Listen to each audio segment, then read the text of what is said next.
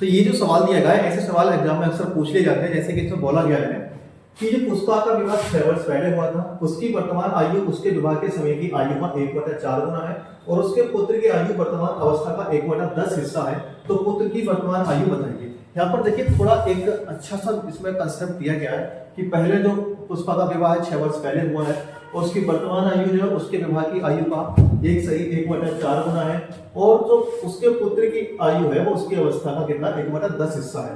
तो पूछे किसकी आयु है? उसके पुत्र की आयु। तो देखो कैसे इसको हम स्टार्ट करें सवाल, कैसे सवाल को बनाएंगे।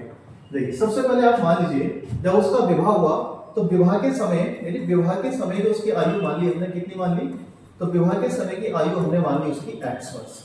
जब विवाह के समय की आयु हमने उसकी x वर्ष मान ली, तो जो वर्तमान आयु होगी वो कितनी होगी?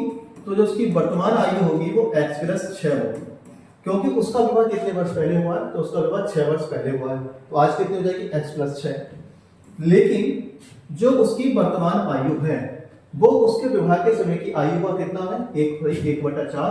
तो इसका मतलब है 5/4 गुना। तो इसकी जो आयु है वर्तमान आयु, वो विवाह के समय की आयु का कितना है? वो 5/4 गुना है। जब 5/4 गुना है तो किसके? विवाह के समय की आयु का। तो यहाँ कितना लिख देंगे? 5/4 गुना। अब इसको आप कैलकुलेट कर लो। तो 5 इधर गुना करेगा तो कितना हो जाएगा? 5x बराबर ये 4 इधर जाएगा तो 4x प्लस 4 24। ये हो जाएगा 5x माइनस 4x बराबर कितना हो जाएगा? 24। तो x बराबर तो मिल गया हमें, कितना मिल गया? 24 मिल गया। जब x बराबर 24 मिल गया तो जो 24 आयु आई है वो कब की आई है? वो 24 आयु आई है उसकी 6 वर्ष पहले की। तो जो वर्तमान आयु होगी वो कितनी हो जाएगी? 24 में 6 ऐड कर देंगे तो कितना मिलेगा? 30 वर्ष। तो जो पुष्पा की वर्तमान आयु है वो 30 वर्ष है, लेकिन बोला गया है उसके पुत्र की आयु उसकी वर्तमान अवस्था का 1/10 हिस्सा है। तो वर्तमान अवस्था कितनी आ गई? 30 वर्ष।